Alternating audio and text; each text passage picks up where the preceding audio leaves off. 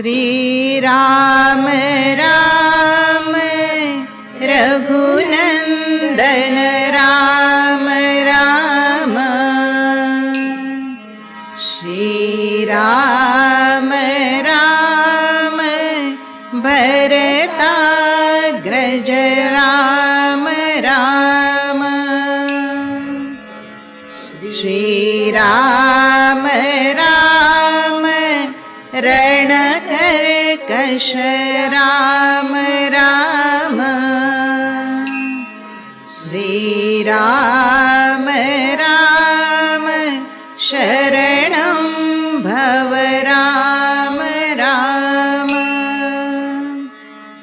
श्री रामचंद्र चरणों मनसा स्मरामि। श्री रामचंद्र चरणों वचसा गृह्णामि। श्री रामचंद्र चरणों शिरसा नमामि। श्री रामचंद्र चरणों शरणं प्रपद्ये। श्री राम श्री राम श्री राम श्री राम श्री राम श्री राम श्री राम श्री राम श्री राम।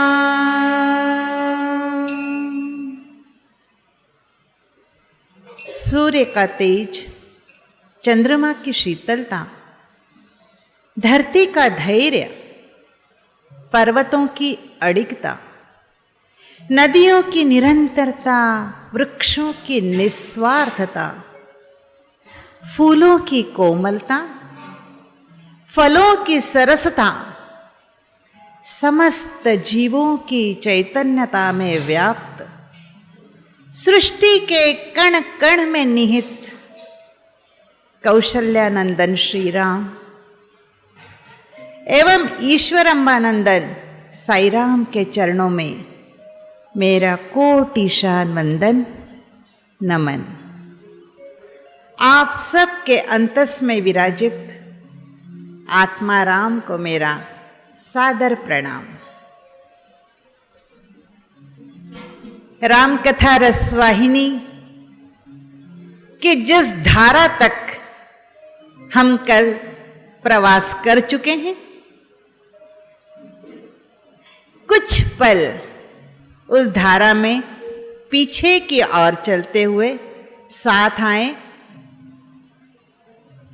अपनी कथा को पुनः रसवाहिनी के साथ सम्मिलित करें। कल हमने जहां कथा को विराम दिया था, मिथिलाधीश राजा जनक, अयोध्याधीश एवं गुरु वशिष्ठ जी के पास अति नम्र विनंती करते हैं कि हे राजन, राम का जानकी के साथ तो नियति ने विवाह तय कर दिया है, लेकिन एक प्रार्थना आपके चरणों पर और भी। हम सभी जानते हैं कि लक्ष्मण यह राम की परछाई है। राम विवाह सूत्र में बंध जाए और लक्ष्मण वैसे ही रह जाए। यदि आपकी आज्ञा हो तो मेरी दूसरी पुत्री उर्मिला को मैं लक्ष्मण जी को अर्पित करना चाहता हूं। जब अनुज्ञा मिल जाती है, एक प्रार्थना और आगे बढ़ती है। हे राजन, आपको 4 कुंवर अग्नि देवता के प्रसाद स्वरूप आपको प्राप्त हुए हैं। फिर 2 पुत्र विवाहित हो और 2 वैसे ही रह जाएं। मेरे अति प्राणों से भी प्रिय मेरे बंधु कुशध्वज, उसकी भी 2 कन्याएं हैं, वह भी अति सुंदर, अति शीलवान, गुणवान, संस्कारित ऐसी हैं। अगर आपकी आज्ञा हो तो भरत के साथ मांडवी और शत्रुघ्न के साथ श्रुतकीर्ति का भी विवाह हो जाए तो हम संपूर्ण कुल धन्य होकर रह जाएंगे। ना करने वाली तो बात ही नहीं थी, क्योंकि पहले ही दोनों कुलों ने अब स्वकुल परिचय दे दिया था। कोई भी कुल दूसरे कुल से निम्नतर नहीं था। अति सौभाग्य की घड़ी थी कि महर्षि वशिष्ठ जी ने और महाराज दशरथ ने कुछ विचार विमर्श करते हुए इन 4 विवाहों को अपनी अनुमति दे दी थी। जनकपुरी में तो मानव उल्लास छा गया था, क्योंकि सीता के स्वयंवर के लिए ही कोई वर नहीं मिल रहा था, तो सीता के साथ और 3 बहनों का भी विवाह निश्चित हो गया। समस्त जनकपुरी आनंद की सुख सागर में बह गई थी।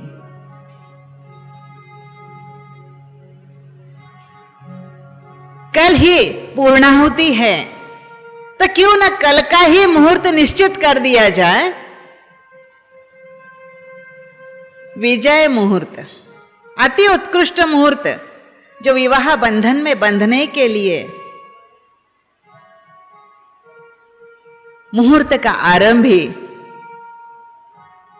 प्रातः सुमधुर बेला में हुआ है। जनकपुरी में चहुं ओर मंगल गीत गाए जा रहे हैं, ढोल नगाड़े ताशे बजाए जा रहे हैं, वेद मंत्रों का उच्चार हो रहा है और उसी के साथ 4 राजपुत्रों को मंगल स्नान कराया जा रहा है। मंगल स्नान कराने के पश्चात उन्हें पीले रेशमी वस्त्र परिधान करवाए गए हैं। शीश पर रेशमी फेटे बांधे गए हैं। रत्न और नील मणियों से युक्त ऐसे आभूषण पहनाए गए हैं। विजय मुहूर्त बस करीब ही आ रहा है। महाराज दशरथ और अयोध्या से आए हुए सभी बाराती 4 राजपुत्रों समेत राजपथ पर आगे बढ़ रहे हैं। जनकपुरी का प्रत्येक सदस्य उन 4 राजपुत्रों को देखकर अपने भाग्य की सराहना कर रहा है कि शायद ये 4 देव स्वर्ग से नीचे उतर कर आए हैं, जो इस जनकपुरी के पृथ्वी को और पावन कर रहे हैं। स्त्रियां तो अपने घरों की छत से झांक झांक कर देख रही हैं और कसम खा रही हैं कि भगवान की कसम, ईश्वर की सौगंध, आज तक इतना सौंदर्य तो कहीं पृथ्वी पर देखा ही नहीं है। ये 4 देवतुल्य राजपुत्र धीरे धीरे धीरे विवाह मंडप की ओर बढ़े हैं। उस आसन पर जाकर विराजित हो गए हैं जो 4 उन्हीं के लिए सुरक्षित रखे थे। पहले राम, लक्ष्मण, भरत और शत्रुघ्न, 4 भाई उस सुंदर सिंहासन पर वर के भेष में विराजित हैं। उस मंडप का तो सौंदर्य कितने गुना अधिक बढ़ गया जब धीरे धीरे महाराज जनक और भ्राता कुशध्वज अपनी दोनों कन्याओं को साथ लेकर उस मंडप की ओर बढ़ रहे हैं। उन चारों राजकुमारियों को देखकर तो ऐसा लगता है कि जनकपुरी का पूरा खजाना ही बहता हुआ उस लग्न वेदी तक आ रहा है। राम के समक्ष सीता जी बैठी हैं, लक्ष्मण के समक्ष उर्मिला जी हैं, भरत के समक्ष मांडवी हैं और शत्रुघ्न के समक्ष श्रुतकीर्ति है। चारों अपने अपने आसन पर विराजित हो गई हैं। अब उनके समक्ष एक मखमल का मुलायम पारदर्शी ऐसा पर्दा लगा दिया गया है। चारों राजकुमारियों ने घूंघट ओढ़ रखे हैं, फिर भी उसके अंदर से उनका सौंदर्य मानो फूट पड़ रहा है। मंगलाष्टक का गायन शुरू हुआ है। जैसे ही मंगलाष्टक समाप्त हुए हैं, उनके मध्य का पर्दा हटा दिया गया है। चारों राजपुत्रों के पीछे समस्त अयोध्यावासी बैठे हैं और चारों राजकन्याओं के पीछे जनकपुर के सदस्य बैठे हुए हैं। सबने अपने आशीर्वाद स्वरूप अक्षत उन वर वधुओं के मस्तक पर सिंचित की हुई है। इस सुमधुर वातावरण में वेद मंत्रों के उच्चारण के साथ अब लग्न की अग्रविधि आरंभ होने जा रही है। यज्ञ कुंड स्थापित किया गया है, अग्नि प्रज्वलित हुई है। मंत्रों के साथ अग्नि की साक्षी में अब लग्न की अगली विधियां आरंभ होने जा रही है। एक तरफ सीता जी हाथ में वरमाला लिए हैं, तो दूसरी तरफ भगवान राम के हाथ में भी वरमाला है। लेकिन हम सभी जानते हैं कि राम तो आजानुबाहु बहुत ऊंचे कद के थे और सीता जी बहुत ही निम्न कद की थी। कैसे संभव हो कि सीता जी का हाथ राम जी के गले तक पहुंच जाए? हर कोई उत्सुक है कि कैसे होगा वरमाला का, कैसे पहनाएंगे सीता जी राम जी के गले में वरमाला। क्या करें, आखिर परछाई काम आ ही जाती है। राम जी ने लक्ष्मण की तरफ कनखियों से देखा है, आंखों आंखों में दिल की बात एक दूसरे ने समझ ली है।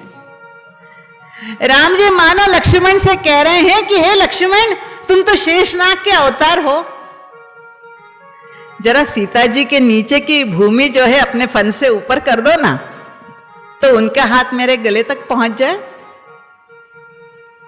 लक्ष्मण जी बोलते, भ्राता जी कुछ भी बोलते हो, सिर्फ इतनी सी जमीन कैसे ऊपर होगी? अगर मैं फन से भूमि ऊपर करता हूं तो आजू बाजू के जितने भी लोग खड़े हैं, क्या वह गिरेंगे नहीं? दोनों मन ही मन मुस्कुरा देते हैं, हंस देते हैं।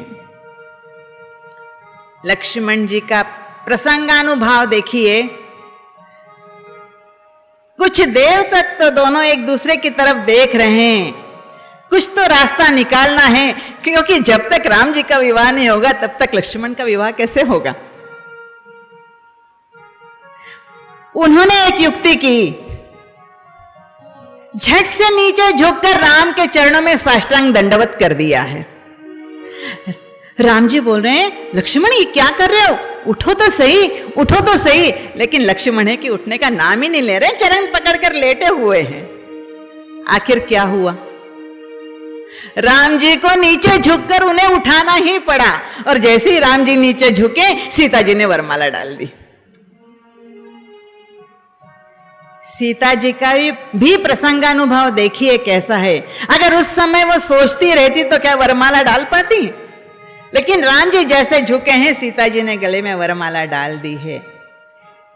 अब उर्मिला जी ने लक्ष्मण जी के गले में और दोनों राजकुमारियों ने भरत और शत्रुघ्न के गले में वरमाला डाल दी है।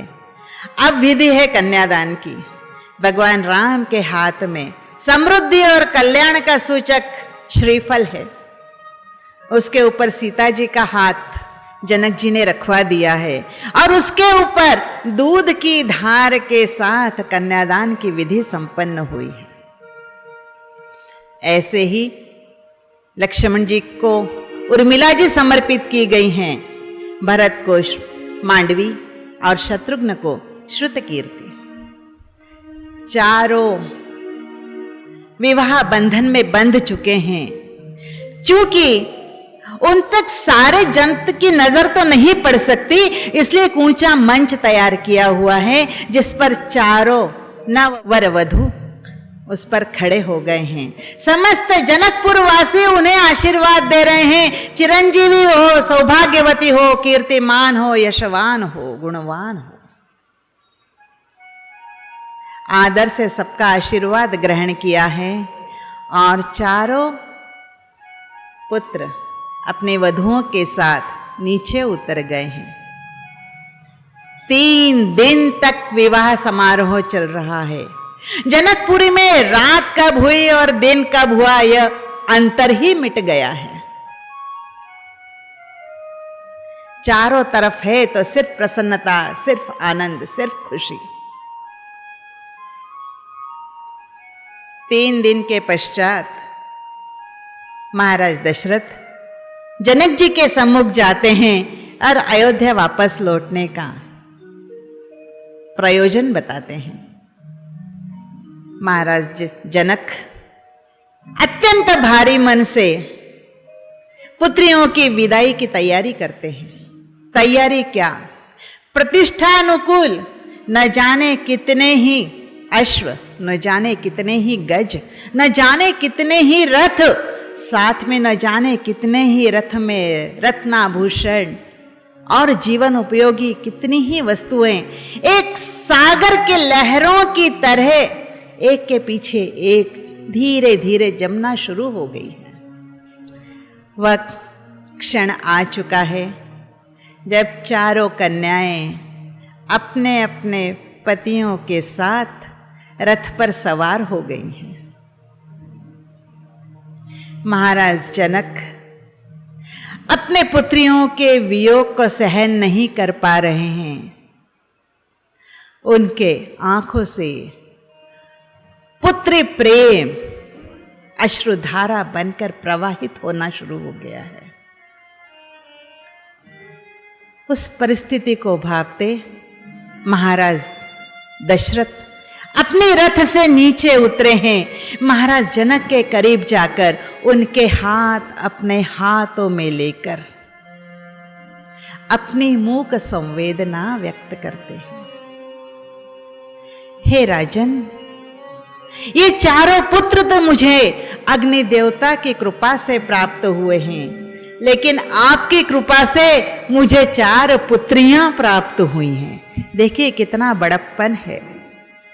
वधू नहीं बोल रहे हैं, 4 पुत्रियां बोल रहे हैं। महाराज जनक का तो दिल का बोझ ही कम हो गया है। अत्यंत प्रसन्नता के साथ अपने 4 पुत्रियों को वह विदा कर रहे हैं। यह महाराज दशरथ अपने 4 पुत्र और 4 पुत्रियों के साथ सारी बारात लेकर अयोध्या के मार्ग पर अग्रसर हो गए।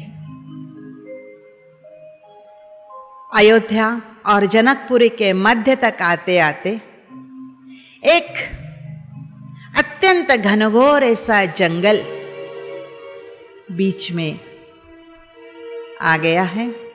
वहां आते आते क्या देखा है कि एकदम से आंधी जोर से चलना शुरू हो गई है। घनघोर काले बादल आसमान पर मंडराने लगे हैं और साथ ही में जंगली पशु रथ के चारों ओर चक्कर काटना शुरू कर दिए। यह बहुत बड़ा अपशकुन है। महाराज दशरथ का तो दिल घबराने लगा है। अपने रथ से नीचे उतरे हैं, गुरु वशिष्ठ जी के पास जाकर विनती करते हैं, हे गुरुदेव, क्या यह किसी अकल्पित विघ्न का संकेत तो नहीं?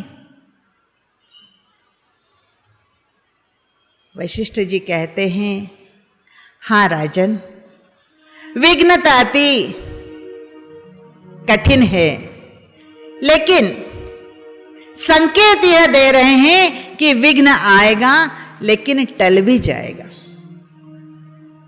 आप निश्चिंत रहिए, यह जो कुछ सामने घटित होने वाला है यह भी दैवी योजना है, यह समझकर इसे ग्रहण कीजिए।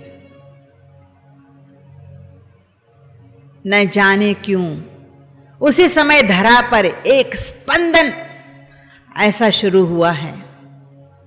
उसी के साथ न जाने कितने बड़े बड़े वृक्ष चरमराकर जमीन पर गिर रहे हैं। इतनी तेज आंधी है कि एक रथ के सवार दूसरे रथ के सवारों को तक देख नहीं पा रहे हैं। और ऐसी परिस्थिति में समक्ष एक सुदृढ़, आंखों से अग्नि बरसाता हुआ ऐसा व्यक्तित्व सामने आकर खड़ा हो जाता है। शीश पर जटाजूट का भारी मुकुट लगाया हुआ है। बलिष्ठ एक कंधे पर परशु है और दूसरे कंधे पर विद्युत की चमक वाले न जाने कितने ही बाणों का तरकस। वशिष्ठ जी जैसे ही उन्हें देखते हैं आगे बढ़कर उनकी अगवानी करते हैं। परशुराम जी आपका स्वागत है। लेकिन परशुराम जी जो हैं वशिष्ठ मुनि की तरफ देखते ही नहीं हैं। उनकी तो आंखें अग्नि बरसा रही है राम जी की तरफ देखकर। न जाने कब जलाकर भस्म कर दे, इतना अग्नि प्रवाह उनकी आंखों से हो रहा है, इतना क्रोध उनकी आंखों से बरस रहा है। और राम जी हैं जो निश्विश्चल वैसे ही वहां पर खड़े हैं। मधुर मुस्कान होठों पर है, न कोई डर है न कोई चिंता है। उनके मुख की तरफ देखकर परशुराम जी और अधिक क्रोधित होते हैं।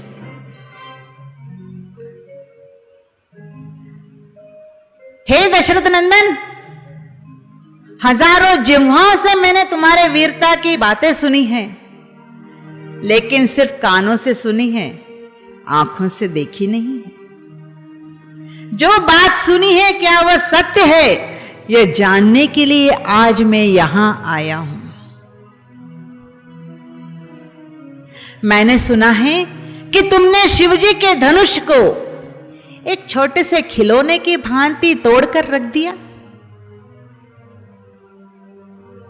वह शिव का धनुष था और आज मैं मेरे साथ विष्णु का धनुष लेकर आया हूं और तुम्हें चुनौती देता हूं कि आज अगर तुम इस धनुष के ऊपर प्रत्यंचा चढ़ा लोगे तो ही तुम यहां से जीवित जा पाओगे। अगर प्रत्यंचा नहीं चढ़ा पाए तो तुम्हें मेरे साथ युद्ध करना पड़ेगा। इतनी बात सुननी थी। राम जी तो मुस्कुरा रहे हैं, फिर भी कोई चिंता नहीं है, कोई भय नहीं है। लेकिन महाराज दशरथ अपने धीरज को शायद खो रहे हैं। वैसे समक्ष जाते हैं, उनकी चरण वंदना करते हैं। हे विप्रवर, आप तो श्रेष्ठ ब्राह्मण हैं। आपने तो अपनी इच्छा के अनुसार न जाने कितनी बार इस धरती को क्षत्रियों से विहीन कर दिया है। क्या तब भी आपका क्रोध शांत नहीं हुआ? ये मेरे सुपुत्र तो अभी बस तरुण अवस्था में आए हैं, फिर आप उनसे इतनी घृणा क्यों करते हैं? इन्होंने आपका क्या बिगाड़ा है? परशुराम जी जो हैं दशरथ की तरफ नजर भी नहीं डालते हैं, राम की तरफ देखे जा रहे हैं और बोले जा रहे हैं, हे रघुकुल शिरोमणि, क्या तुम्हें मालूम है कि तुमने जिस धनुष का विखंडन किया है उसे, और मेरे पास जो धनुष है उसे स्वर्ग के विश्वकर्मा ने निर्मित किया है। वह धनुष उन्होंने शिव को दिया था जिससे कि उन्होंने त्रिपुरासुर का वध किया। लेकिन यह धनुष विष्णु जी को दिया था और वह धनुष अभी भी वैसा का वैसा है। उसका किसी भी शत्रु के संहार में उपयोग नहीं हुआ है। अब जान लो कि जिस धनुष का विखंडन तुमने किया वो तो त्रिपुरासुर का वध करने में निर्बल हो गया, लेकिन मेरे पास जो धनुष है, जो मेरे पिताश्री जमदग्नि के पास देवताओं ने दिया था, वह धनुष तो अभी सबल है। मैं तुम्हें चुनौती पुनः देता हूं कि तुम आओ और इस धनुष को लेकर इसको प्रत्यंचा चढ़ाओ या मेरे साथ युद्ध करो। राम जी हंस पड़ते हैं, बड़े कोमल स्वर में कहते हैं, हे ब्राह्मण देवता, आप अभी कह रहे हैं कि यह दोनों धनुष स्वर्ग में निर्मित हुए हैं, देवताओं के उपयोग के लिए हुए हैं, तो यह अति पूजनीय है, अति सम्माननीय है। फिर आप इसका विखंडन क्यों करवाना चाहते हैं?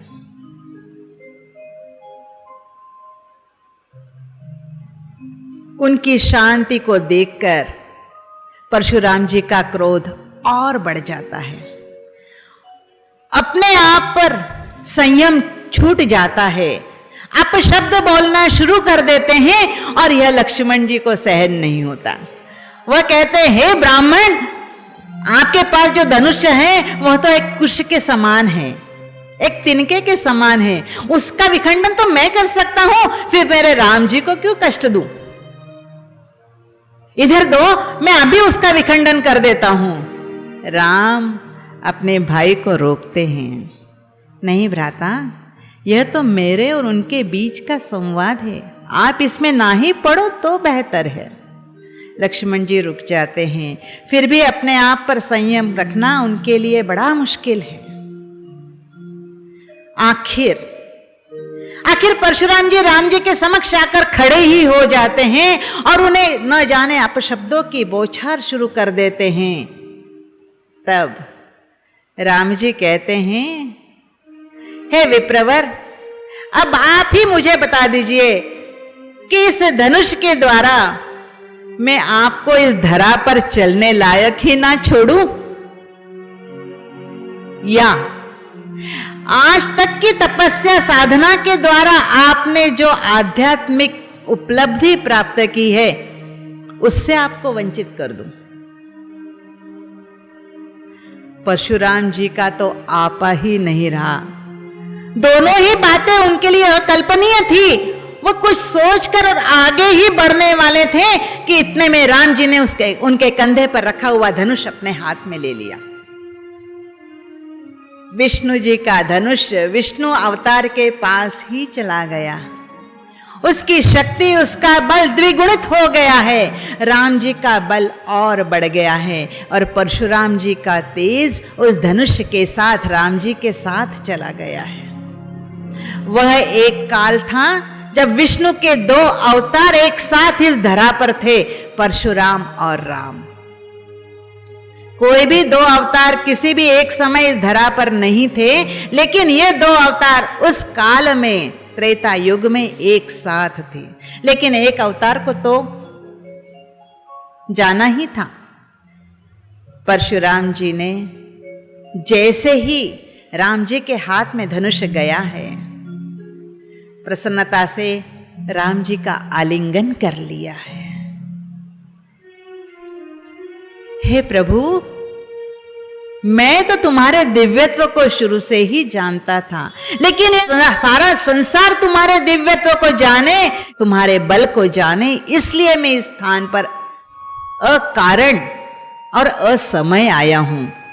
लेकिन अब मैं आपके बारात में अधिक विघ्न नहीं उत्पन्न करूंगा और मैं यहां से जा रहा हूं करके वहां से वो अदृश्य हो जाते हैं। बड़ा विघ्न आया है, लेकिन इतने सुखद अंत के साथ उसका समापन हो गया है। सारे बारातियों में एक बार फिर से उत्साह जागृत हो गया। बारात अयोध्या की तरफ हंसती गाती खेलती आगे बढ़ रही है। वाद्य वृंदों ने पुनः अपना स्वर आरंभ कर दिया है और बारात अयोध्या नगरी के प्रवेश द्वार तक पहुंच गई हैं। जैसे ही एक दूत ने आकर राजमहल में संदेश दिया है कि बारात राज्य के प्रवेश द्वार तक आ गई है, सारी राजधानी के समस्त राजमार्ग को गुलाब जल से धो दिया गया है। आजू बाजू के वृक्षों पर झंडियां पताकाएं बांध दी गई हैं, सारे घरों के ऊपर तोरण लगा दिए गए हैं, मार्ग के दोनों ओर करदली के वृक्ष बांध दिए गए हैं, बीच बीच में नारियल के तोरण तक लगा दिए गए हैं और वैदिक ऋचाओं के साथ यह बारात धीरे धीरे राजपथ से होती हुई राजमहल के प्रवेश द्वार तक पहुंच गई है। प्रवेश द्वार का तो कहना ही क्या था, 4 वधुएं आ रही हैं, उनका स्वागत करने एक वधु ही खड़ी है। इस तरह उसका श्रृंगार किया गया है। इस श्रृंगारित प्रवेश द्वार पर तीनों रानियां हाथ में थाल लिए हुए अपने पुत्र और पुत्र वधुओं के स्वागत के लिए तत्पर हैं। जैसे ही वह चारों आते हैं, अक्षत कुमकुम से उनका स्वागत किया जाता है, मंगलाचरण गाया जाता है, उनकी आरती उतारी जाती है और उनका गृह प्रवेश करवाया जाता है। चारों वधुएं अपने अपने कक्ष में भेज दी जाती हैं। फिर रानियां अपने वधुओं के कक्ष में जाती हैं और अपने हाथ से अपने वधुओं को श्रृंगारित करती हैं, उनके केशों में पुष्पाभरण लगाती हैं। संध्या का समय हो जाता है। एक अति सुंदर सुसज्जित मंच के ऊपर चारों राजपुत्र और उनके चारों नव वधुएं विराजित हो चुकी हैं। समस्त अयोध्यावासी उन पर अपने आशीर्वाद नौछावर कर रहे हैं और देखते ही देखते रात्रि का प्रहर आ जाता है। इस तरह चारों वधुएं स्वगृह में प्रवेश कर दोनों कुल का मान बढ़ा रही हैं। न जाने इस खुशी के अवसर पर कितने ही दिन, कितनी ही रातें न्योछावर कर दी जा रही हैं। एक दिन ऐसा आता है कि भरत के मामा युद्धजीत महाराज दशरथ के पास आते हैं और विनती करते हैं, हे अयोध्या नरेश, भरत का विवाह हो चुका है, लेकिन पिताश्री मतलब कैकेयी नरेश इससे अनभिज्ञ हैं, अति दुखी हैं कि उनके दौहित्र का विवाह हो चुका है, लेकिन वो उसके आनंद में नहीं जा पाए हैं। उनको आनंदित करने के लिए आप कुछ दिन के लिए भरत को अपनी नववधु के साथ अगर कैकेयी राज्य में भेज देंगे तो वहां पर भी एक समारोह आयोजन करके और हम उनको आनंदित कर सकते हैं। महाराज दशरथ बड़ी दुविधा में पड़ गए हैं, हां कहें या ना। तीनों रानियों को सलाह मशवरा के लिए बुलाया गया और अंत में निर्णय लिया गया कि भरत अपनी नवधा पत्नी के साथ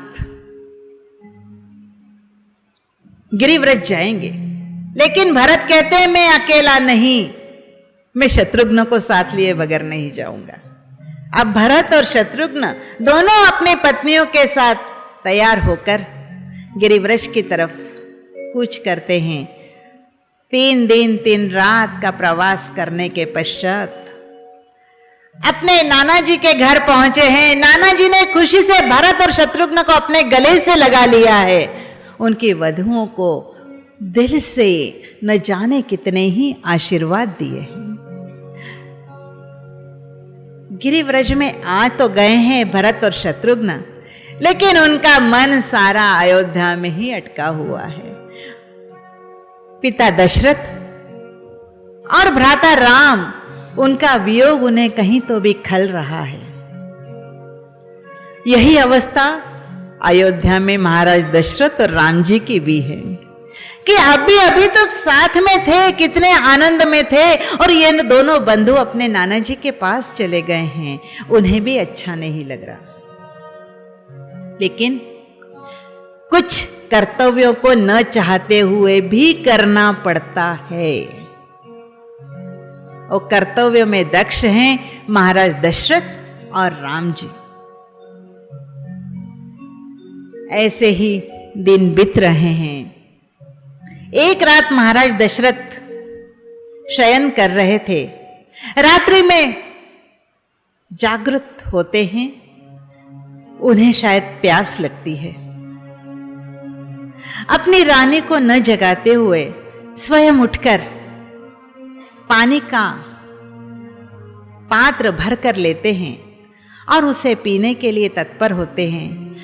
अनुभव करते हैं कि इस समय उनकी पकड़ कुछ कमजोर हो गई है, उनकी उंगलियां थरथराने लगी हैं।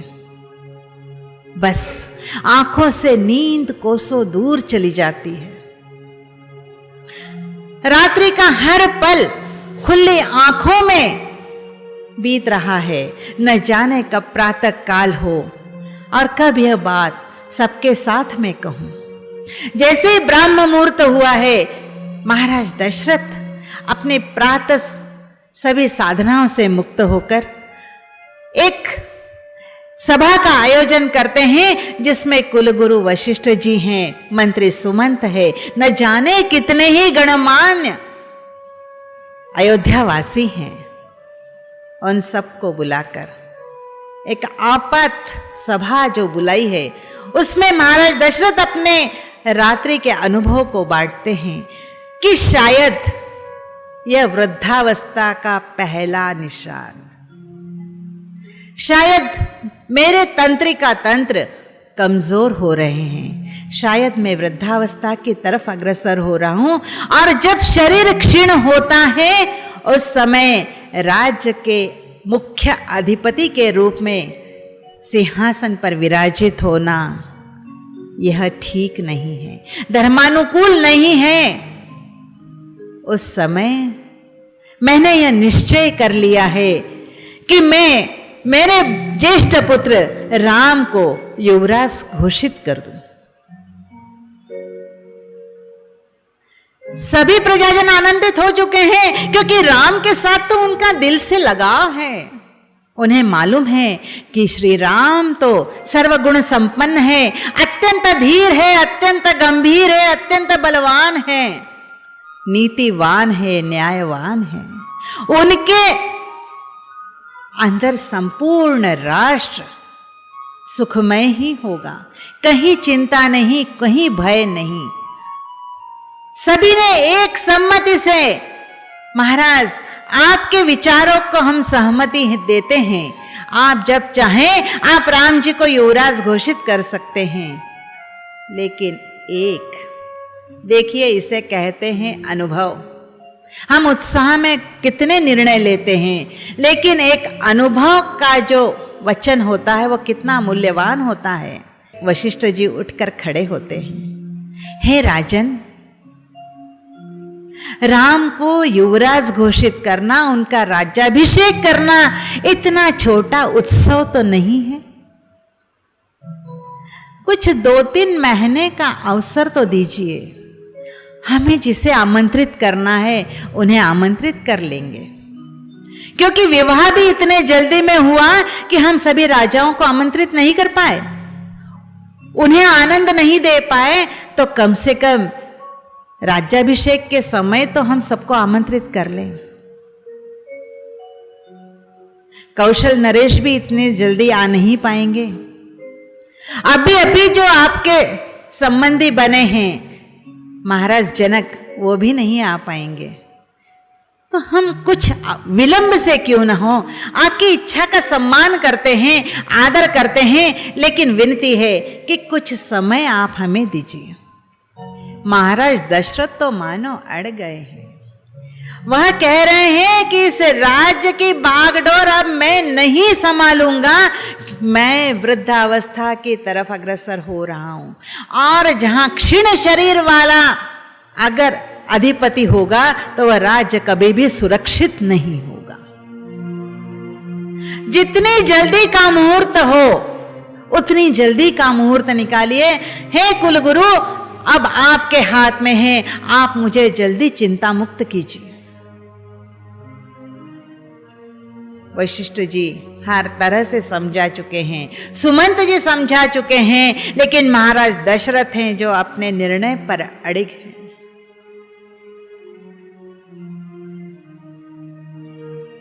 वशिष्ठ मुनि ने शुभ मुहूर्त निकाला है।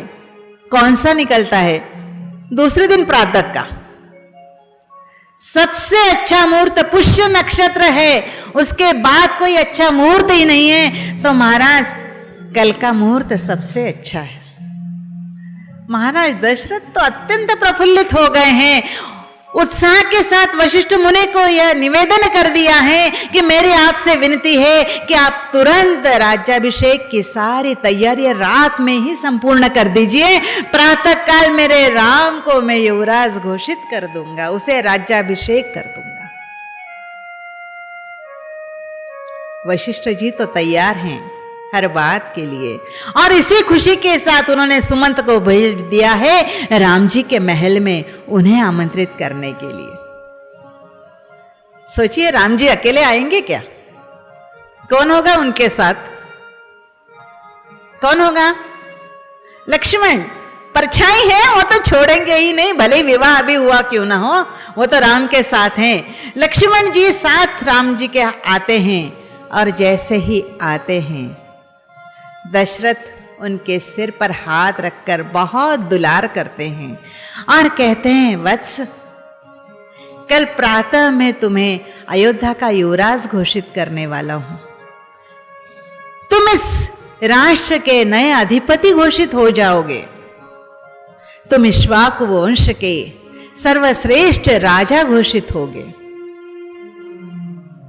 लेकिन राम है, निर्विकार है, वैसे ही खड़े हैं, न आनंदित है न दुखी हैं। आखिर चिंता हो गई महाराज दशरथ को। पूछते हैं, वत्स, क्या तुम्हें यह ऐसा लग रहा है कि मैं तुम्हारे सिर पर कोई बोझ डाल रहा हूं, या मैं तुम्हें कोई जबरदस्ती कर रहा हूं? राम जी कहते हैं, नहीं पिताश्री, ऐसी कोई भी बात नहीं।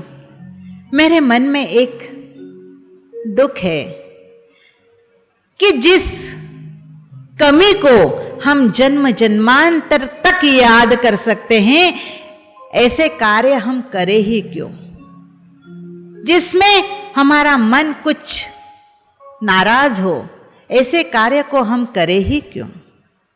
ऐसी क्या बात है वत्स जिसमें आपका मन दुखी है? बोले, पिताश्री, मेरे दोनों भ्राता अभी अयोध्या में नहीं हैं, भरत और शत्रुघ्न। माता मह भी नहीं है, उनके बगैर विवाह हो चुका है।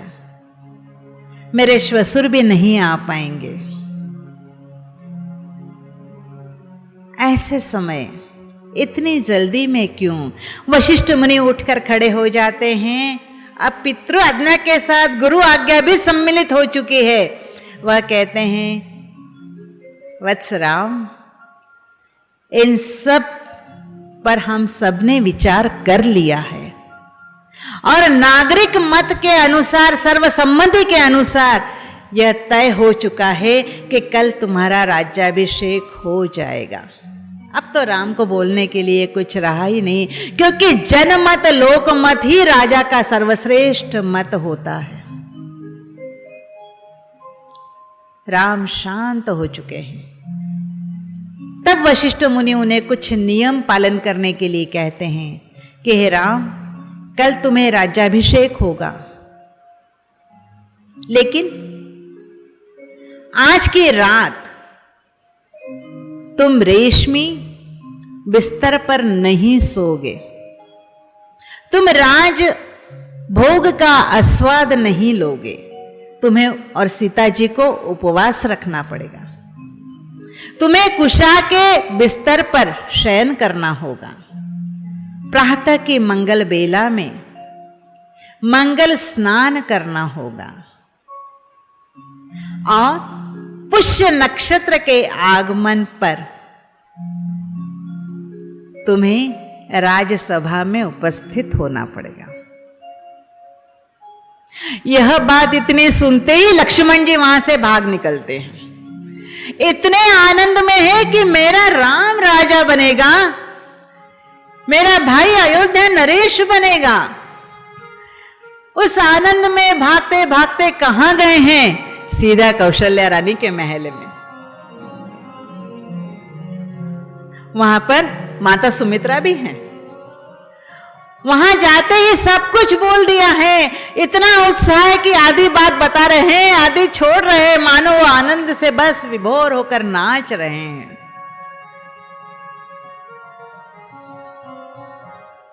मां कौशल्या जब सुनती है तो उनके तो आनंद का पारावार नहीं रहा है। सुमित्रा अपने आप को धन्य समझ रही है कि मेरा राम कल राजा बनने वाला है।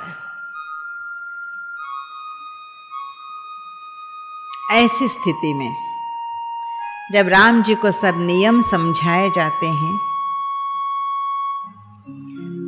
वहां से प्रयाण करते हुए पहले सीता जी के महल में जाते हैं, उन्हें सिर्फ यह बताने कि मैं माता के महल से आ रहा हूं। खबर नहीं देते हैं कि क्या हुआ है। माता के महल में जाते हैं। जैसे ही राम जी का आगमन देखते हैं, मां कौशल्या आनंद विभोर हो जाती है, उसे अपने अंक में भर लेती है, उसके घुंघराले बालों में प्रेम से अपनी उंगलियां घुमाती है। बस न जाने कितने ही वर्षों से मेरा स्वप्न था जो कल साकार होने जा रहा है।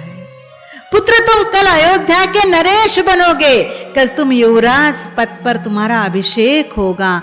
मेरा आनंद मैं तुम्हें बखान नहीं कर सकती। शायद मेरा जीवन का लक्ष्य कल सफल होने वाला है। राम जी ने मां कौशल्या के चरण स्पर्श किए हैं। माता ने उन्हें दूध भात खिलाने के लिए, क्योंकि ये दूध भात शायद हम लोगों में बहुत शुभ माना जाता है, लेकिन राम जी ने उन्हें मना किया है कि मुझे व्रत करना है। वैसे ही रख देती हैं। अब राम जी लक्ष्मण जी की तरफ मुख करते हैं और कहते, भ्राता, तुमने किस राजलक्ष्मी को वर्ण किया है? लक्ष्मण जी तो खुश हैं, आते खुश हैं, मानो जैसे उन्हें ही राज्य मिल गया हो। उनकी खुशी देखकर ही तो राम उनसे पूछते हैं कि हे भ्राता, तुमने किस राजलक्ष्मी का वर्ण किया है? तो वो राम जी के चरण पकड़ लेते हैं। हे राम, तुम जब राज्याधिपति होगे, मुझे जो कर्तव्य सौंपोगे उसे ही पूर्ण करना मेरा राज्य वर्ण होगा। तुम्हारी इच्छा के बगैर मेरी कोई इच्छा नहीं है, तुम्हारी आज्ञा के बगैर मुझे कोई आदेश नहीं है। यह देखते ही राम की आंखों से अश्रुधारा बहना शुरू हो जाती है। उस आनंद अश्रु के साथ वह लक्ष्मण को अपने गले लगा लेते हैं। भ्राता, तुम्हें नहीं मालूम, मेरे हर सुख में, मेरी हर उपलब्धि में, मेरे हर भाग्य में तुम्हारा आधा हिस्सा है। जब मैं राजवस्त्र राजभूषण धारण करूंगा तो मेरे जैसे ही तुम भी राजवस्त्र और राजभूषण धारण करोगे। यह सुनते ही मां सुमित्रा खुशी से पागल हो जाती है। अगर एक मां होती तो क्या करती? हम जैसी साधारण मां क्या करती? मेरे पुत्र को चाकर बना दिया, खुद राजा बन गया, यह विचार कहीं तो भी आता। लेकिन इसीलिए वो सुमित्रा है जो नाम को सार्थक कर रही है, अच्छी मित्र, सुमित्रा। सबके साथ मित्रता का संबंध है, सबके साथ दिल का संबंध है, सबके साथ प्रेम का संबंध है, और यही तो गुण लक्ष्मण में और शत्रुघ्न में है। जैसे ही यह बात सुनती है सुमित्रा कहती है, राम तू धन्य है और मेरा पुत्र अति भाग्यवान है जिसे तेरे जैसा बड़ा भ्राता मिला है। बस तू इसे अपनी शरण में रख तो मैं और मेरा पुत्र हम दोनों एक दूसरे को भाग्यवान समझ लेंगे। इससे बढ़कर हमें कुछ भी नहीं चाहिए। प्रभु श्री राम सीता जी के कमरे में जाते हैं। वहां पर सीता जी को न जाने कहां से भनक मिल गई है कि कल सुबह राम का राज्याभिषेक होगा। वो तो आंखों ही आंखों में राम जी के आने का इंतजार कर रही है। जैसे ही राम जी आते हैं, खुशी से उनके चरण स्पर्श कर लेती है, उन्हें बधाई देती है। राम जी उन्हें सारे नियम बताते हैं जो उस रात उन्हें पालन करने हैं। उपवास करना है, कुशा की शैया पर विश्राम करना है और प्रातः उठते ही मंगल स्नान करके पीत वस्त्र धारण करते हुए और पुष्य नक्षत्र पे राजसभागृह में उपस्थित होना है। यह तो बात हो गई सीता जी के महल की, राम जी के साथ के संपूर्ण व्रत की। लेकिन न जाने यह समाचार संपूर्ण अयोध्या में कब फैल गया मालूम ही नहीं पड़ा। हवा के साथ हर घर में यह खबर पहुंच चुकी है कि कल राम राजा बनेगा, राम का राज्याभिषेक होगा। चारों तरफ आनंद मंगल और आनंद मंगल ही है। हर कोई भाग भाग कर दौड़ दौड़ कर राजमहल की तरफ भाग रहा है। न जाने कौन सा कार्य हमें मिल जाए, न जाने कौन सा कर्तव्य करने को मिल जाए जो कि राम के राज्याभिषेक के समय एक छोटा सा सेवा के रूप में हम उन्हें अर्पित कर पाए। यह सब भागा दौड़ी एक कुटिल आंख और कुटिल कान देख रही है। आप सभी जान गए हैं, मंथरा कैकेयी की धाया मां बनकर आई है, उसी के साथ रह रही है। कैकेयी को अपनी पुत्री से बढ़कर प्रेम कर रही है। जब सब नागरिकों की भागा दौड़ी देखती है, उनके पास जाकर पूछती कि क्या हुआ है, क्यों इतना आनंद मंगल मनाया जा रहा है आज अयोध्या में। अरे तुम्हें नहीं मालूम मंथरा, कल तो राम का राज्याभिषेक होने वाला है। कल वह सिंहासनारूढ़ होने वाले हैं।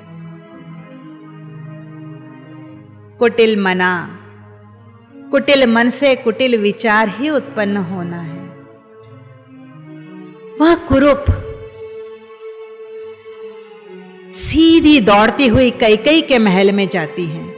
कैकेयी में महल में जाते ही क्या देखती है कि कैकेयी तो सोने के लिए अपने शयन कक्ष में चली गई हैं। उनका द्वार बंद है। जोर जोर से द्वार को खटखटाती है, माई दरवाजा खोलो, दरवाजा खोलो। क्या तुम्हारे कान भी निद्रा में चले गए हैं? क्या तुम स्वयं निद्रा में चली गई हो? क्या तुम तक मेरी आवाज नहीं पहुंच रही? माई दरवाजा तो खोलो। कैकेयी अपना दरवाजा खोलती है। ये दुष्ट बुद्धि, इस रात के समय मेरी निद्रा को क्यों तूने हनन किया हुआ है? ऐसा क्या हुआ है? अरे तुम्हें नहीं मालूम इस अयोध्या नगरी में क्या हुआ है? चारों तरफ खुशी की लहर है और तुम हो अकेली जो अपने शयन कक्ष में जाकर विश्राम कर रही हो। अरे क्या हुआ है? क्या बहुत बड़ी आपत्ति आ पड़ी है जो इतनी भागती हुई आई हो? अरे आपत्ति नहीं, बहुत बड़ा संकट इस अयोध्या पर आ गया है। मंथरा मुझे पहले बताओ, महाराज दशरथ ठीक है? बोले हाँ ठीक है। रानी कौशल्या ठीक है? हाँ ठीक है।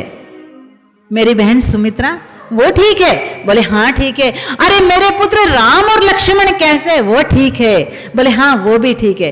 फिर अयोध्या में कुछ भी हो जाए मुझे कोई चिंता नहीं। कितनी शुद्ध मन की है कैकेयी।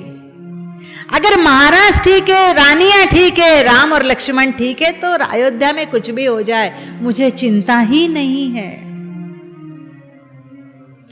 लेकिन मंथरा अब कुटिल यंत्रणा में आरंभ हो चुकी है। मंथरा कहती है कि नहीं, कल सुबह राम को राज्याभिषेक होने वाला है, यह क्या बहुत बड़ी आपत्ति नहीं है?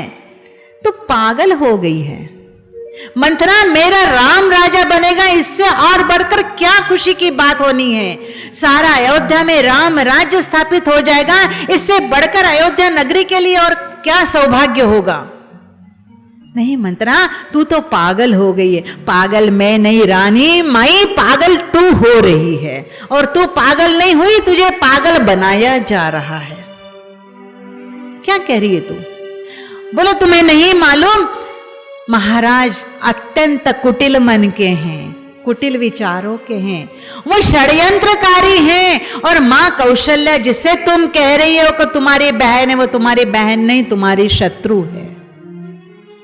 क्या बात कर रही है?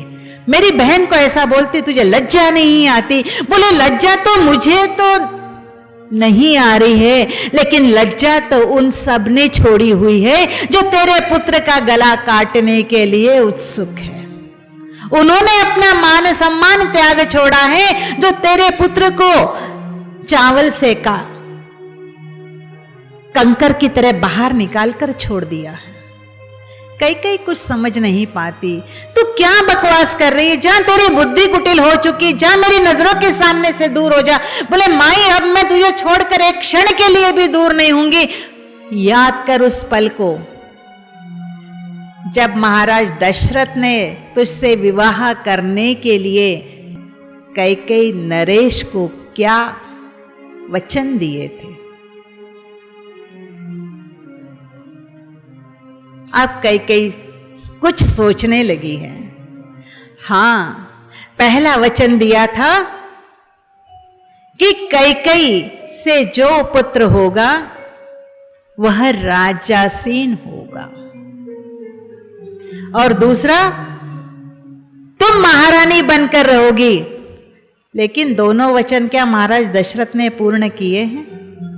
दूसरी कुटिल रचना देखिए कि उन्हें राम राज्य पर बिठाना था, इसलिए उन्होंने भरत और शत्रुघ्न का कांटा पहले ही निकाल दिया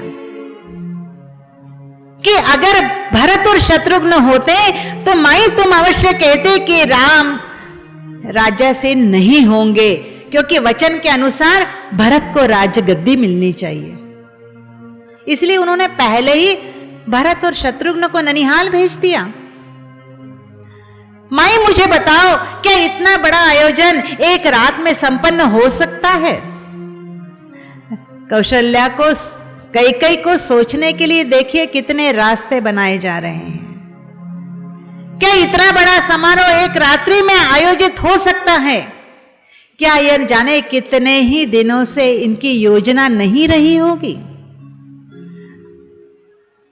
कितने भी सुमति वाली हो, लेकिन अगर बार बार विषदंश किया जाए तो उसका असर तो कहीं होता ही है।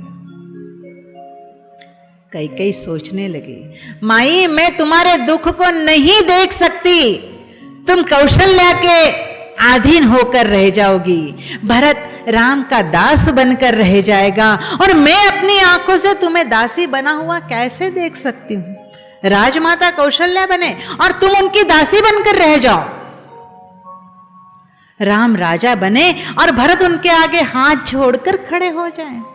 ये मैं कैसे देख सकती हूं? नहीं माई, मैंने तुम्हें जन्म से पालकर अब तक बड़ा किया हुआ है, मैं तुम्हें इस कदर नहीं देख सकती। मेरी मानो, यही वक्त है, तुम अपने दोनों वचन जो महाराज दशरथ ने तुम्हें दिए थे उसे मांग लो। कैकेयी तो शायद भूल चुकी थी कि उसने दशरथ से कुछ वचन भी लिए थे। वह घटना उस समय थी जब देव और दानवों का युद्ध शुरू हुआ था, और उसमें दशरथ देवों की तरफ से दानवों के साथ युद्ध कर रहे थे, और युद्ध में जब दशरथ आहत हो जाते हैं तब रानी कैकेयी भी उनके साथ थी, क्योंकि वह भी बड़ी रणकुशल थी। जब कैकेयी ने महाराज दशरथ को आहत देखा है, उस समय रथ में उनको डालकर सुरक्षित स्थान पर ले गई है और उनका उपचार किया है और उन्हें स्वस्थ करके पुनः उन्हें युद्ध के क्षेत्र में लेकर आई है। महाराज दशरथ ने जब यह सुना है कि कैकेयी ने उन्हें जीवन दान दिया है, उन्हें उनके पथ पर अग्रसर होने के लिए प्रोत्साहित किया है, तो उस समय वह प्रसन्न होकर कैकेयी से बोलते हैं, रानी मैं तुम्हें 2 वर देता हूं, तुम्हें जो चाहिए मांग लो, तुमने मुझे प्रसन्न कर दिया है। तब रानी कैकेयी बोलते, महाराज मुझे किसी भी वस्तु की आवश्यकता नहीं है, लेकिन आपके ये 2 वर मेरे लिए धरोहर के रूप में सुरक्षित रहेंगे। जब भी मैं आवश्यक समझूंगी मैं उसे आपको मांग लूंगी। हे रानी, अब तो याद करो, यही वह घड़ी है। आप बोलते हो ना महाराज दशरथ कुटिल नहीं है, वो आपको ही सबसे ज्यादा प्रेम करते हैं, तो फिर राम को राज्याभिषेक करने वाली बात उन्होंने तुमसे क्यों छिपाई? और राम जिसे तुम भरत से भी अधिक बढ़कर प्रेम करती हो, क्या वहां आकर तुम्हें यह खुशखबरी नहीं दे सकता था कि मां कल मेरा राज्याभिषेक होने वाला है? वारंवार अगर एक पत्थर पर भी रस्सी खींची जाती है तो पत्थर में भी तो गड्ढा पड़ ही जाता है। कैकेयी की बुद्धि वाकई में मंथरा ने विकृत करना शुरू कर दिया है। कैकेयी, अब तू ही बता मंथरा, मैं क्या करूं? इस घड़ी में सिर्फ तू और तू ही मेरी सच्ची हित चिंतक है, जैसा तू कहेगी वैसा ही मैं करूंगी। लेकिन मंथरा है कि अभी सोच रही है कि अभी कहीं तो भी अंदर लगन का, प्रेम का बीज है, जब तक वो है तब तक मैं इसे आगे का योजना नहीं बता सकती। फिर बोलती है, नहीं रानी, अगर तुम बचना चाहती हो तो महाराज दशरथ से ही अपने 2 वरदान पुनः मांग लो। बोले, इस घड़ी में महाराज दशरथ इतने आनंद में हैं, मैं क्या वरदान मांगू? बोले, देखो पहले मुझे वचन दो, महाराज से भी पहले वचन ले लेना। रघुकुल रीत सदा चली आई, प्राण जाए पर वचन न जाए। जब तक दशरथ जी वचनबद्ध नहीं हो जाते तब तक अपने दिल की बात उन तक मत कहना, क्योंकि वो बहुत शातिर हैं। बातों बातों में, प्रेम में तुम्हें फिर उलझा देंगे और फिर सुबह राम राज्य हो जाएगा। तो मैं क्या करूं, तुम ही बताओ मंथरा। बोले, कुछ नहीं, कोप ग्रह में चली जाओ, अपने सारे राज्य वस्त्र और आभूषणों का त्याग कर दो और कोप ग्रह में तब तक दरवाजा नहीं खोलना जब तक महाराज दशरथ तुम्हें पूर्णतया समर्पित ना हो जाए। रानी कैकेयी अपने कोप ग्रह में चली गई हैं। अपने शयन कक्ष में अपने सारे राज वस्त्रों को बिखेर दिया है, अपने आभूषणों को स्थान स्थान पर बिखेर दिया है और कोप ग्रह में जाकर उन्होंने अपना दरवाजा बंद कर दिया है। महाराज दशरथ जैसे ही सभा से निकले हैं, वहां आनंद के समाचार सबसे पहले अपने सर्वश्रेष्ठ प्रिय रानी कैकेयी को ही दूंगा, क्योंकि वह तो भरत से भी बढ़कर राम से प्रेम करती हैं। महाराज दशरथ कौशल्या के महल में नहीं गए हैं, कौशल्या के महल में नहीं गए हैं, वो कैकेयी के महल में गए हैं। और कैकेयी के महल में जाते ही उन्होंने क्या देखा है कि कैकेयी का कक्ष तो अस्त व्यस्त पड़ा हुआ है, यत्र तत्र आभूषण बिखरे पड़े हैं, वस्त्र बिखरे पड़े हुए हैं। बहुत चिंतित हो गए हैं। कैका रानी कहकर सारे कक्ष में घूम रहे हैं, लेकिन कैका रानी का वहां हो तो आवाज मिले, प्रत्युत्तर मिले। इतने में कुटिल मंथरा वहां आती है। महाराज उससे पूछते हैं कि तुम्हारी माई कहां है? महाराज मैं भी तो यही कह रही हूं, माई को न जाने क्या हो गया है, वो तो इस कदर दुखी हो गई हैं कि कोप ग्रह में चली गई हैं और दरवाजा भी नहीं खोल रही हैं। मैं तो कब से उन्हें पुकार रही हूं। दशरथ यह सुनकर अति विचलित हो गए हैं। कितने प्रसन्न मन से आए थे कि रानी कैकेयी को ही सबसे पहले यह शुभ समाचार सुनाऊंगा, लेकिन वही कोपग्रह में है। वह रानी के महल के दरवाजे के बाहर गए हैं। कोपग्रह में वारंवार थपकियां देकर प्रिय रानी को कैका कैका कहकर बुला रहे हैं, लेकिन कैका रानी है जो दरवाजा खोलने का नाम ही नहीं ले रही है। हे प्रियतमा, एक बार दरवाजा तो खोलो, मुझे कारण तो बताओ, तुम किस कारण इतने दुखी हो? मैं तुम्हें वचन देता हूं, जिस प्रसंग ने तुम्हें इतना दुखी किया है, जिस कारण तुम इतनी कष्टी हो, मैं उस कारण को ही नष्ट कर दूंगा। लेकिन मेरी प्रिय रानी, कम से कम अपने दुख का कारण तो मुझे बताओ, ये दरवाजा तो खोलो। अंदर से जब रानी ने सुना कि मैं तुम्हें वचन देता हूं, महाराज क्या आप अपने वचन पर अड़ी हैं? जो मैं कहूंगी, जो मैं मांगूंगी, वो तुम मुझे दोगे। हाँ रानी, क्यों इतना स्वयं को कष्ट दे रही हो और मुझे भी दुखी कर रही हो? मैं तुम्हें पुनः वचन देता हूं, तुम जो कहोगी वह मैं तुम्हें दूंगा, लेकिन मेरी प्रिय अपने कवाट तो खोलो। अब कैकेयी रानी ने अपने कोपग्रह के दरवाजों को खोला है। उनका वह स्वरूप देखकर तो महाराज दंग रह गए हैं। इतनी सुंदर कैका रानी कि उसकी सुंदरता से मुग्ध होकर उन्होंने अपनी तृतीय विवाह की तैयारी की थी। वही कैका आज कितनी विकृत रूप में, कितनी भीषण अवस्था में उनके सम्मुख है। उनके काले घने केश खुले हुए हैं, उन्होंने न तो कोई वस्त्राभूषण राजोचित किया हुआ है, काले रंग के वस्त्र में वह लिपटी हुई है। महाराज अति प्रेम से उनका हाथ अपने हाथ में लेते हैं। रानी, इतने कष्टी होने का कारण तो बताओ, कुछ उपाय बताओ जिससे आप इस कष्ट से मुक्त हो सकती हो।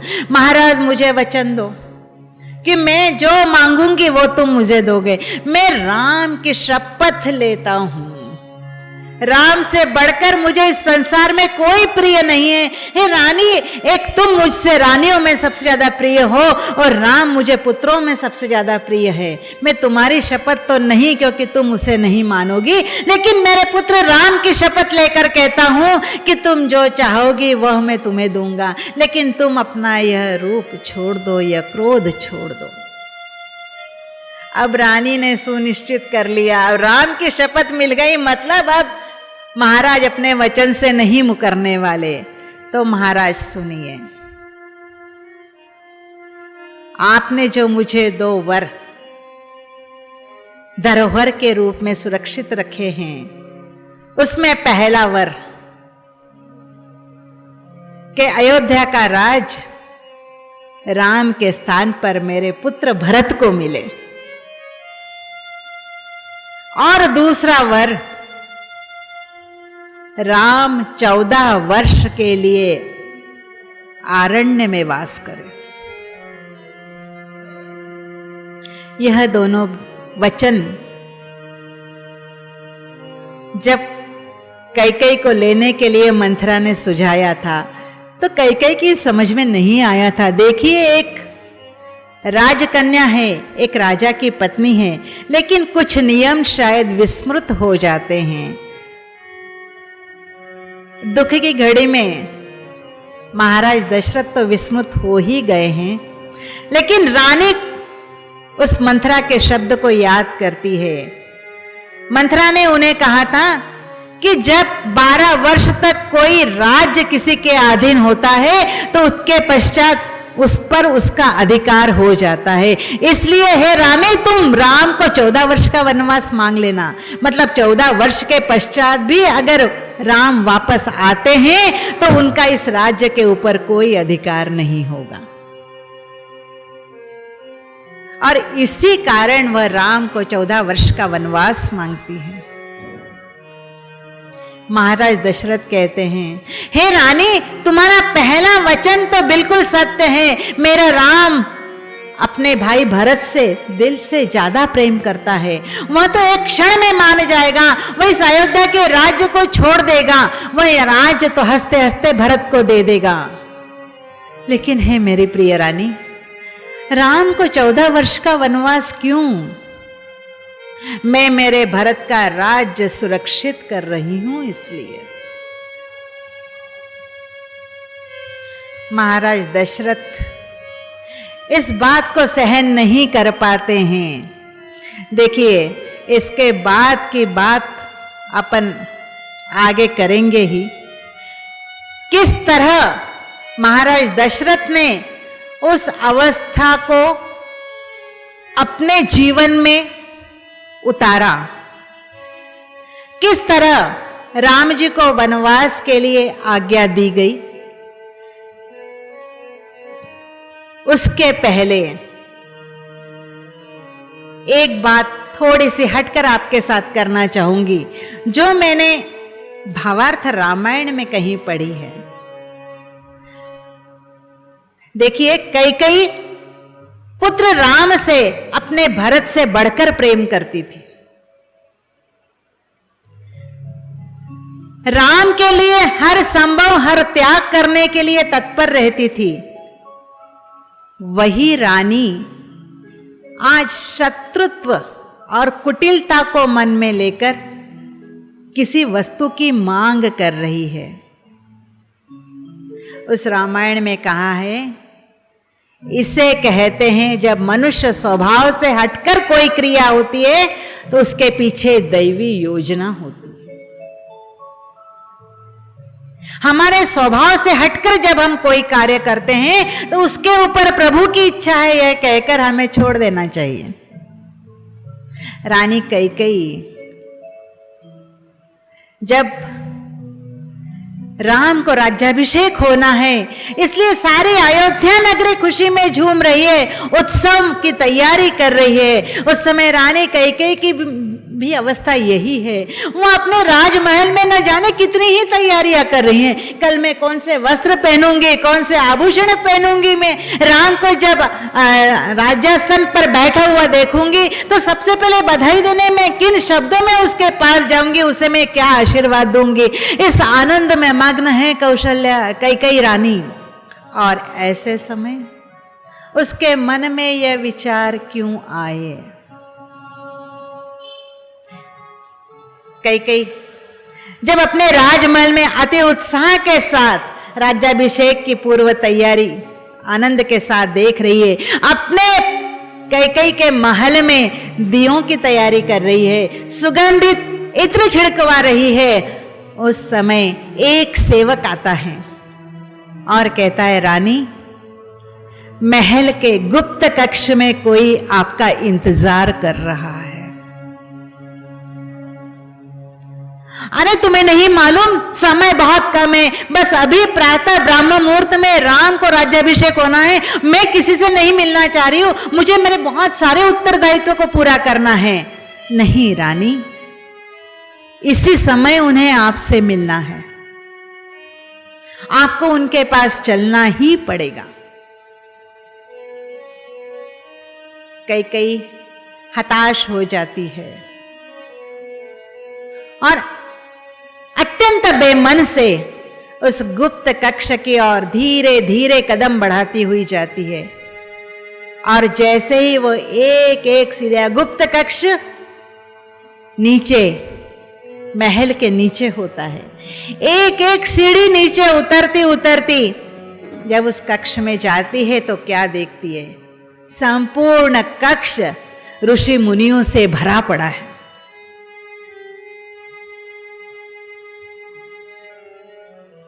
कई को समझ में नहीं आता कि इनका मुझसे क्या काम है।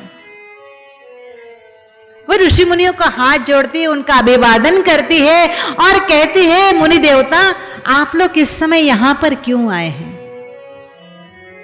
बोले नहीं, हम इस समय इसीलिए यहां आए क्योंकि आप ही हमें कष्टों से मुक्ति दिला सकती हैं। बोले ऋषि मुनियों का वहन बहार करना तो राजा का कर्तव्य होता है, रानी का नहीं। आप शायद गलत सोचते हैं, आप शायद गलती से मेरे गुप्त कक्ष में आ गए हैं। आपको तो महाराज दशरथ के गुप्त कक्ष में जाना चाहिए। नहीं रानी, महाराज दशरथ तो नहीं कर पाएंगे, ये काम करने की क्षमता तो सिर्फ आप में है। अब रानी कैकेयी तो और विचलित हो गई हैं। ऐसा क्या कार्य है जो महाराज नहीं कर पाएंगे और मुझसे होगा? वह अत्यंत विनम्र भाव से बोलती हैं, अगर आपको यह विश्वास है कि यह कार्य मुझसे ही होगा तो आप निर्बाध रूप से मुझे बताइए मुझे क्या करना है। तब वो बोलते हैं, हे रानी, समय बहुत कम है, सूर्योदय होने वाला है, पुष्य नक्षत्र आने वाला है। सिर्फ आप महाराज दशरथ से यह मांग कर सकती हैं कि राम का राज्याभिषेक टल जाए। सारी तैयारियां हो चुकी है मुनीश्वर, मैं कैसे इस समय राम के अभिषेक को रोक सकती हूं?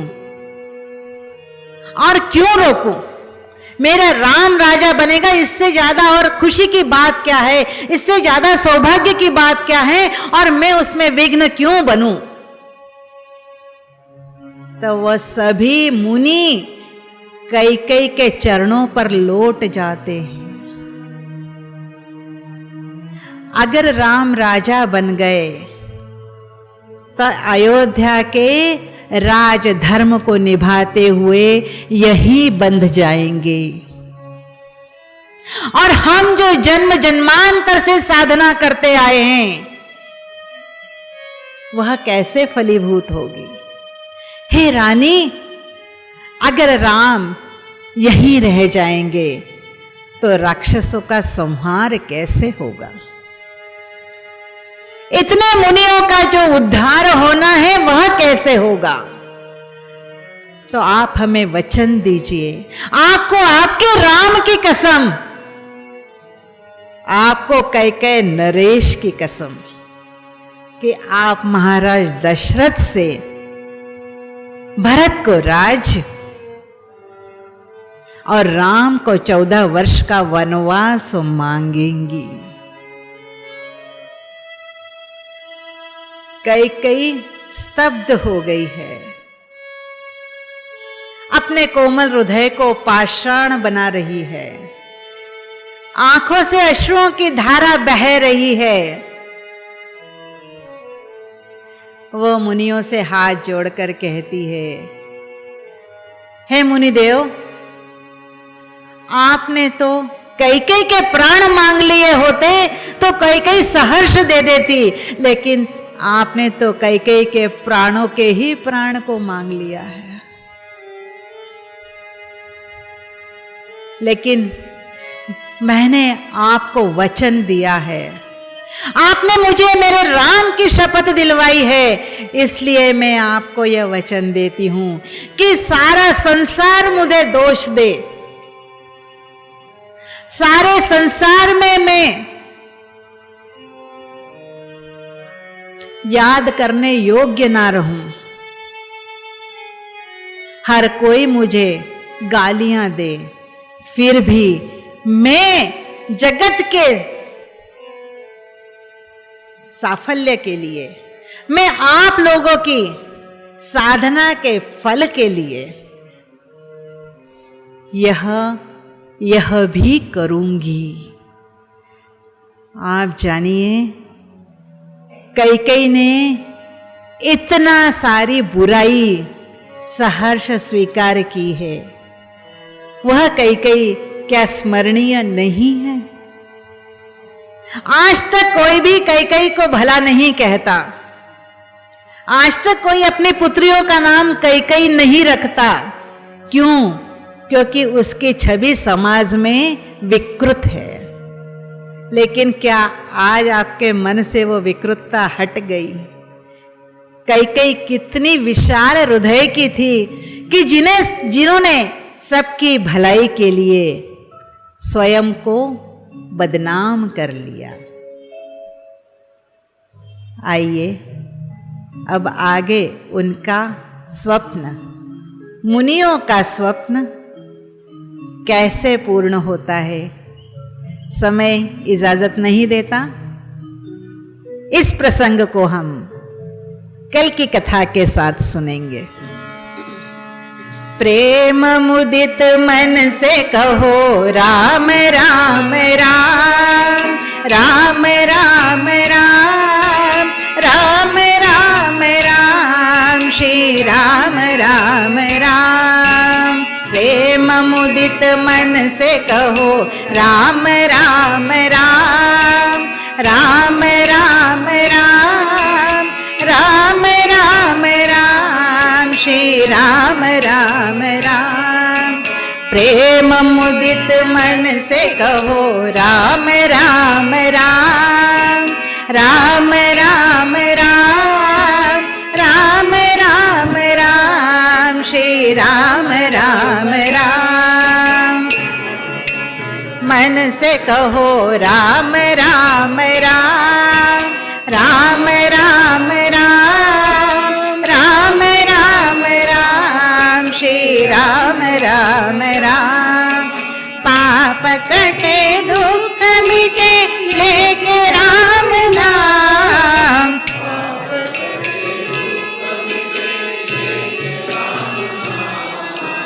पाप कटे दुख मिटे लेके राम नाम।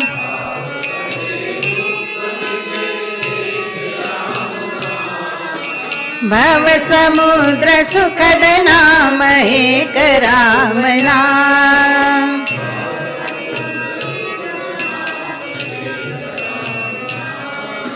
भव समुद्र सुखद नाम एक राम नाम।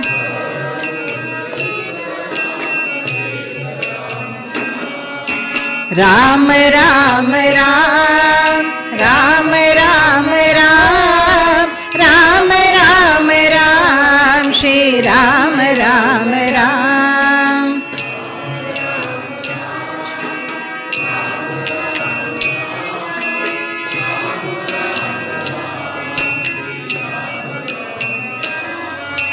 मात पिता बंधु सखा सब ही राम नाम।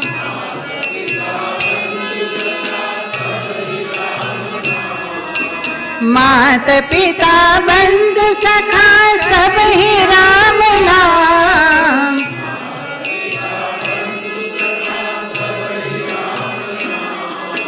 निराधार को आधार एक राम नाम।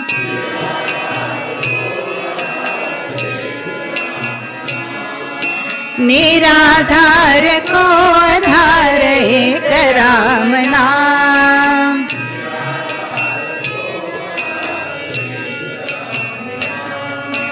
राम राम राम, राम राम राम, राम राम राम, श्री राम राम राम।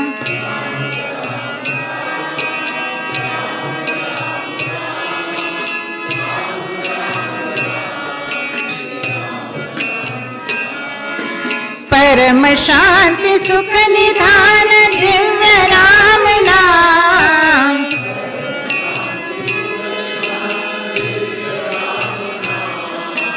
परम शांति सुख निधान दिव्य राम नाम।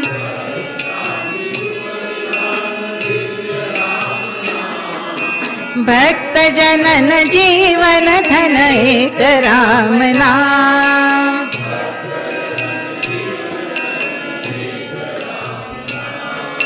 भक्त जनन जीवन धन एक राम नाम।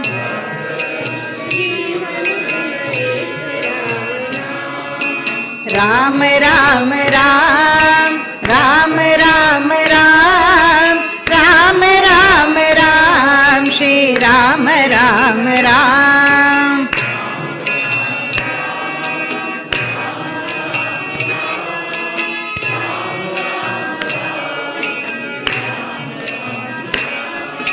राम राम राम राम राम राम राम राम राम श्री राम राम राम।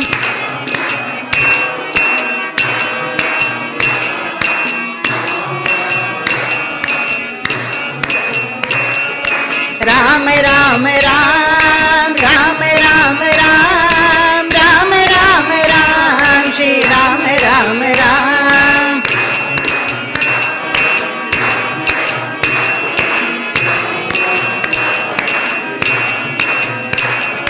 राम राम राम राम राम राम राम राम राम श्री राम राम राम।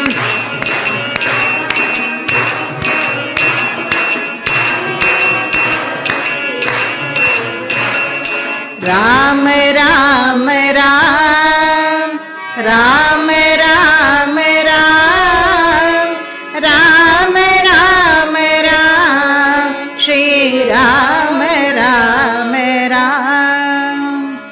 ओम